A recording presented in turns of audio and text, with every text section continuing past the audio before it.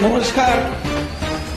सरकारनं आज पुन्हा एक सुधारित GR काढून राज्यातले जे तालुके वगळले होते त्या तालुक्यांचा आणि विशेष करून रिसोड तालुका जो पूर्णपणे अतिवृष्टीग्रस्त तालुका होता आणि 4 महिने सतत पावसानं रिसोड तालुक्यातली उभी पिकं आणि जमिनीचं सुद्धा पुरामुळे प्रचंड नुकसान झालं होतं. आणि काल जो GR आला होता त्या GR मध्ये रिसोड तालुक्याचं नाव नव्हतं. वाशिम जिल्ह्यातल्या 3 तालुके त्याच्यामधून वगळण्यात आले होते.